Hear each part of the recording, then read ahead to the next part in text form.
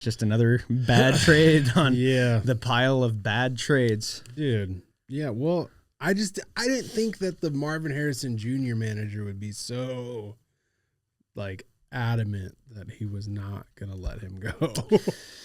Oh, you know what? There's always next year for you. Yeah, watch him keep him.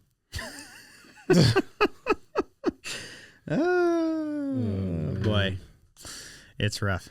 Yeah. You know, you can at least sleep at night knowing that you are a better fantasy manager than the Giants have regular football managers. Oh my gosh, they're so bad. We're going to get into it. Yes, sir. We're going to get into it. Yikes. Yeah. Big yikes.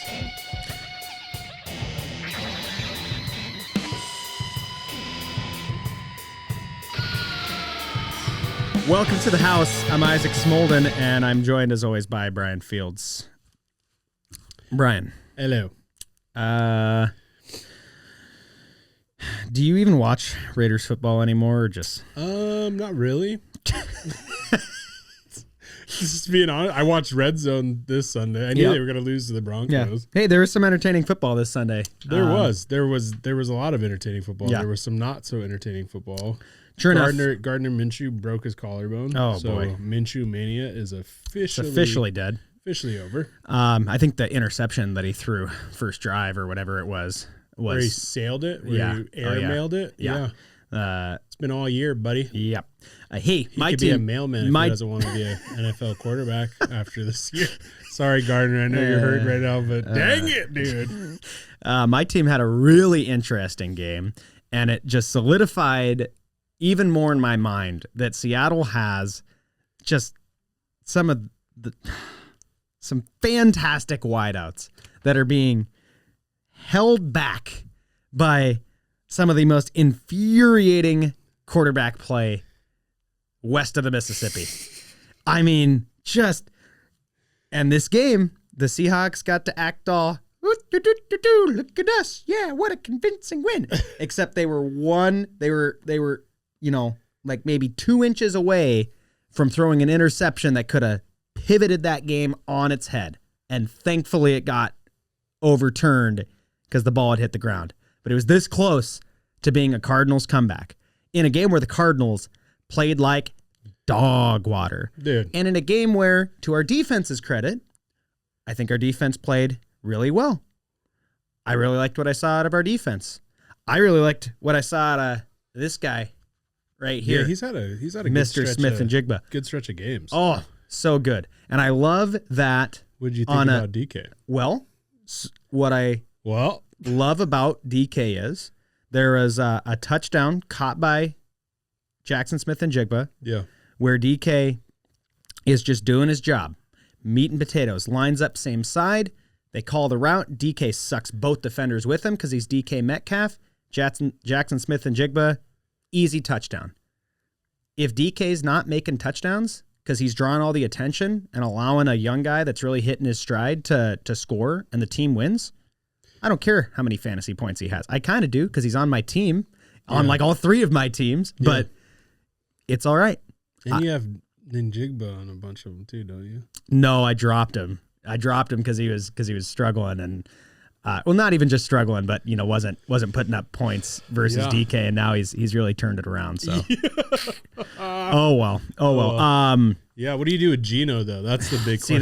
That's the problem because he almost lost the game. He did like a couple times. Yeah, that interception in the end zone is just totally unacceptable. That would have been the nail in the coffin.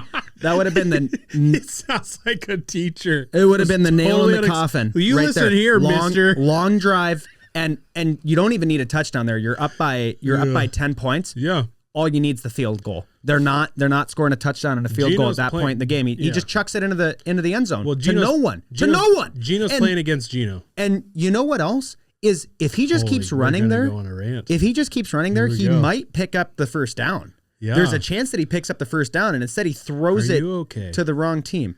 It was a back and forth weekend. 300 North Willow Street, downtown Wasilla. If you need peer support after watching your quarterback just make some of the most baffling plays of all time, and you're between the ages of 14 to 25, we can help you out. Yeah. You know, other stuff too, more important life events than your sports team. Yeah. We encourage you to come down here. At the end of the day, Gino is playing Gino. He's had some bad games, and I think he's just trying too hard. And he needs to get back that confidence. And if he keeps doing this and fighting uphill, it's gonna bite him. Yeah. But yeah, we have some we have some really, really fun topics to talk about today when it comes to the NFL season. But if we're still in the team update portion of the things, I'm also extremely upset that the Colorado Avalanche have the number one, the points leader in the NHL, Nathan MacKinnon, playing for them. The number 4 in points this season, 7 goals, 25 assists, Mikko Rantanen play for them. The number 7 points leader, Cale Makar, 8 goals, 22 assists. That is 3 guys in the top 10 in points in a 32-team league. You have 3 guys in the top 10 in points. I'm right here, bro. Michelle's having a meeting on the other side of the wall right now. I'm sorry, Michelle, if you're watching this.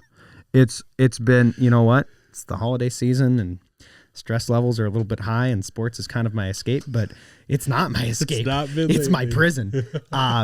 They cannot stop the puck to save their life. Just stop the puck. They have 2 goalies, and one of them's a backup, and you can't get that angry. But their starter, Georgiev, is awful right now, and I want management to find anybody else that can play in net for this hockey team.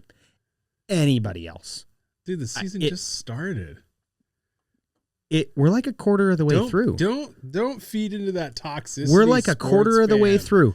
It is almost Thanksgiving. This is what's wrong with professional sports in general. Like, find anyone that can play goalie. What are we waiting around for? They're on the outside looking in the playoffs right now, and this team has too much talent. 3 guys in the top 10 in points to be struggling this much. I don't see a lot of points right now. Yeah, it's 4-1. They're losing to the Lightning 4-1 as we record this. Yeah. So, anyways, I love our next topic because it's titled "Giants Are Dumb." I love this next topic because it is a sports team. Carl. It's a sports team that is hurting way worse than any of mine. For as much as I've been punching the air, watching the Mariners sign guys to have no money to sign guys in free agency, with the Avs not being able to stop a beach ball. The Seahawks are first in the division, and they're still infuriating to watch. At least I'm not a fan of the New York Giants, dude. Yeah, let's start this offseason where you know what they say? They're like, hey, we don't want to pay Saquon Barkley, who's having a historic. He's on pace to break the NFL record.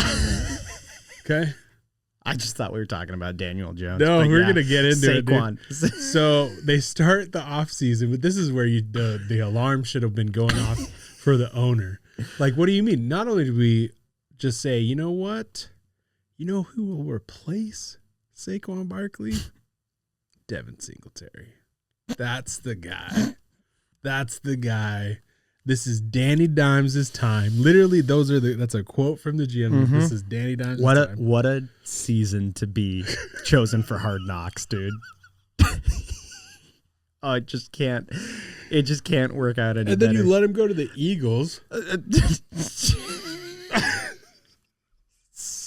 I'm like, it already would have been so stupid. It already would have been like the most brain dead decision that we've seen out of the NFL in a long time. And you're a fan of the Las Vegas Raiders. Yeah. But to boot, they lose him to a divisional rival in the Eagles. Yeah. Where he's having just that's like if we would have traded Devontae Adams to the Chiefs. Like, that's crazy. That's crazy. Oh, you need a missing piece? Here you go, bro. We're not going to win anytime soon. And like, okay, so then let's get into the Daniel Jones thing. So they go into this whole thing about how it's Danny Dimes' time. We paid him $40 million. Yes, right? Giants fans, your tears are delicious. So then they bench him. How many weeks are we in? This is This 11? is week 12. Week 12. We're 12 weeks in. No, sorry. Yeah, no, week 12. Week 12. I'm right. Yeah. You've won 2 games. Danny Dimes, it's your time, buddy. Thought they were 3-8, but no, they're 2-9. You know when you should have been worried about this? Did you see that interview in the offseason of Daniel Jones? And his eyes are like this big. He's just like sitting there like answering questions like. I feel like this segment could just be 5 minutes of us laughing. Yeah. And it would be just bad. as. So then you bench him. And then a couple days later, you get reports that he's the scout team safety, which is like a total slap in the face for a $40 million quarterback.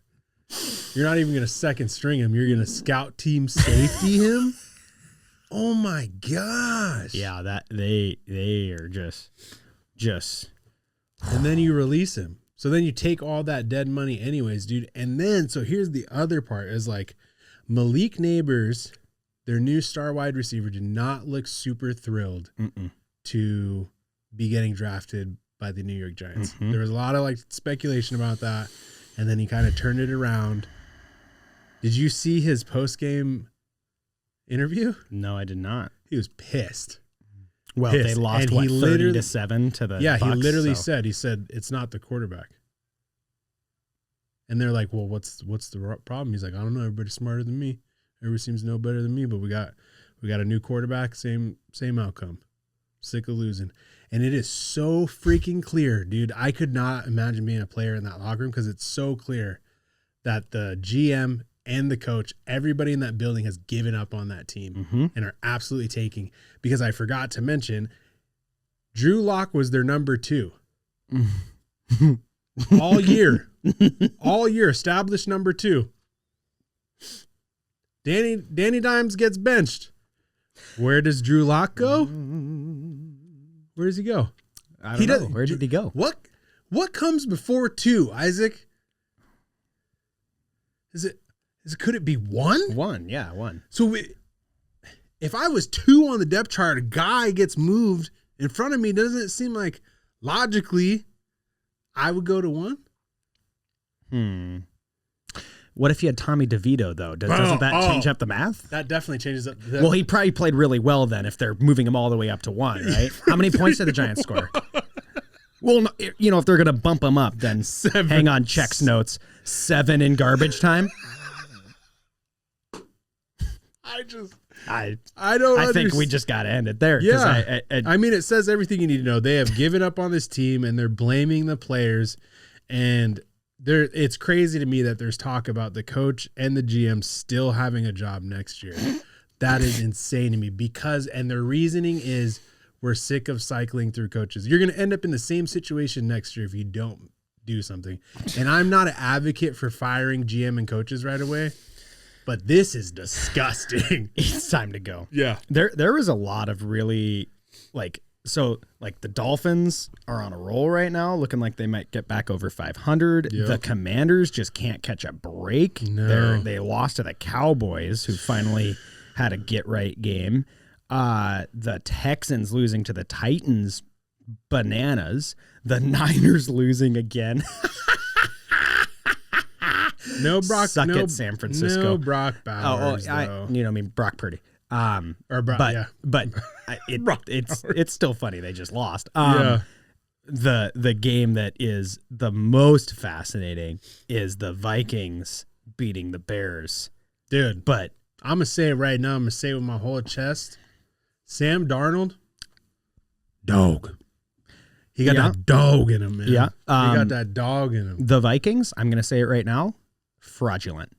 The most fraudulent 9-2 team that there is. I don't agree. I think that this team is going to make it to the playoffs, and I think they are going to get exposed by an actual contender. I'm calling it right now. I don't think this team wins a playoff game. I don't care who they play. Well, that's not true. If they play whoever wins the NFC West, they might win one game. So I don't want to put that out there right now. But this team is going to make it to the playoffs and get exposed. They got the Cardinals, Falcons, Bears, Seahawks, Packers, Lions the rest of the season. They're going to get exposed. The Bears made that a game, but also an organization that, what the heck is going on? What are you guys doing? The way the game goes to overtime, and it goes to overtime off of a touchdown, 2-point conversion, onside kick recovery, field goal. Yeah. So what I love about that was the nuts. Bears. Did you watch the end of that game? Yeah. Bananas. Yeah, it was super crazy. What I love about the Bears is they keep just firing offensive coordinators. Like, that's the problem. They're like just another organization that what the like, hell this are is you the second offensive coordinator that they fired, and they're like, and they do look better. I think I don't know what to think, dude. Like, the Bears are weird, man, because there was so much hype, and they came out and they were the Bears, 4-7. It's tough sledding. Caleb Williams looks like he's like slowly but surely catching on. I don't think that he's necessarily the problem there. I think it's time to take a look at your coach. Yeah, and that sucks. The Bears are baffling. There's some teams that, like, I don't know. The Jets. Was Doug Peterson fired yet this week? No. No, dude. No. It was a bye week for them, wasn't it? I watched this. Should have fired him in the bye week. I was watching Pat McAfee, and they were talking about him, and the question was he was talking about the owner of the GM said at the beginning of the season, he's like, this is the best roster ever assembled. And he was like, the question was, do you know who said that to him? Like, did you share that? Like, was that like your thoughts about this roster? And he was just like, bro, just like totally sidelined it. And he was just like, I don't know. I don't know who said that. There are just so many teams this year that you look at them and are like, guys, it's time to move off management, move off this player. Just what are you doing? And I think it seems so obvious to everyone other than the guys in the room making the decisions. Yeah. Like, what is going on? One more NFL topic that you wanted to bring up. Yeah, I don't know why. And it's timely because this Friday, Black Friday, we're going to be in the building and we're going to be streaming just a fantastic lose-lose scenario that will, speaking of enjoying the tears of a fan base. I don't understand. Chiefs Raiders this Friday. The Raiders win, Brian's upset. Worst draft pick.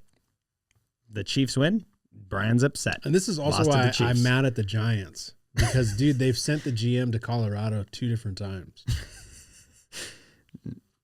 And Brian's not going to get his guy.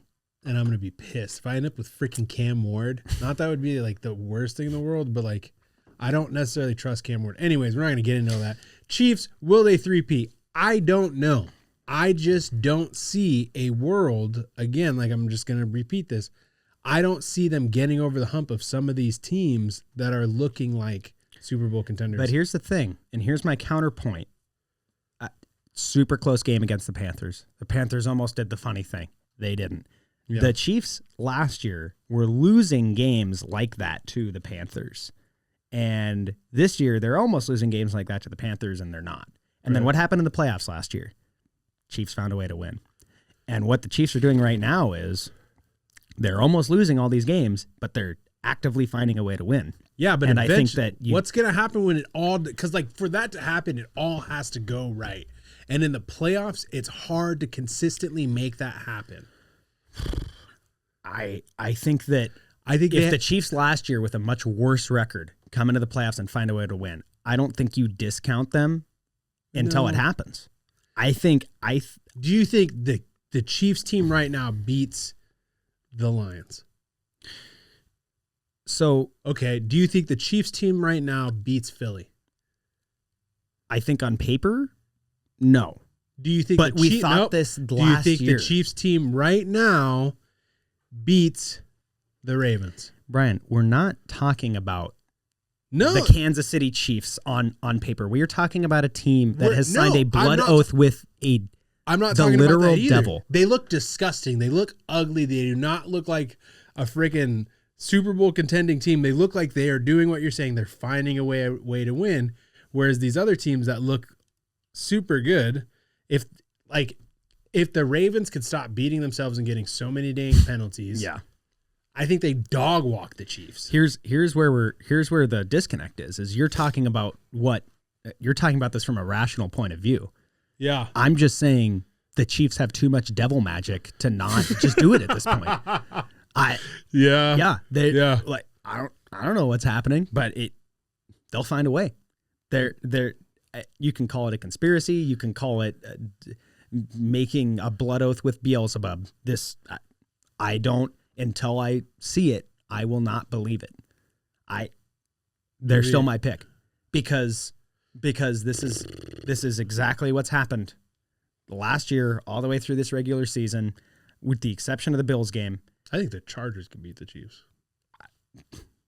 I think that a lot of teams have been playing consistently better than the Kansas City Chiefs right now, but you're thinking about this rationally, and we're well past that point. We're well past that point. Let me just hate them and just. You can hate them. Let's rationalize the why they should lose. So then when they come back and they win, I can say, bro, you can't tell me that I'm wrong. Well, I do think they will lose to the Raiders this week. No.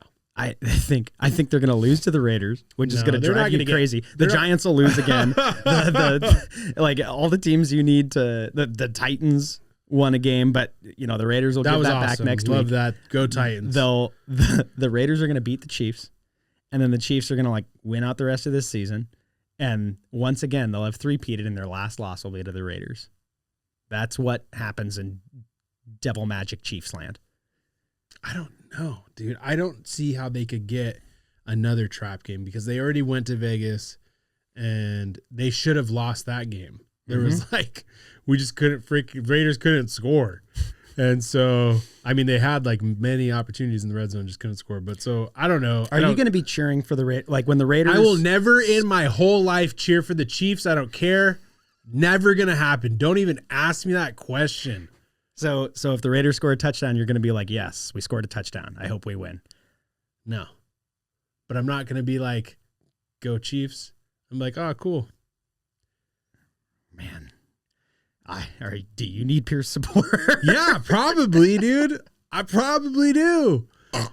I'm not okay, but that's all right, dude. This is the life of a Raider fan. You can watch Brian's pain live. Dude, it's Black Friday. You're going to see it. It pisses me off, so I just I disconnect with reality, and I'm like, this is not real. Game time, 11 a.m. Alaska time. Yeah.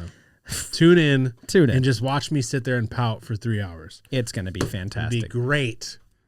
I'm pouting already. Even when we're rooting against each other, we're rooting against our own team's success. Yes. Well, at least short term. You could argue you're rooting for the Raiders' long-term success Desmond by Ridder losing this coming game. out to Arrowhead, Sports bring us together. Sports bring us together. We'll see you next time. We'll see you this Friday. To the house, 11 o'clock.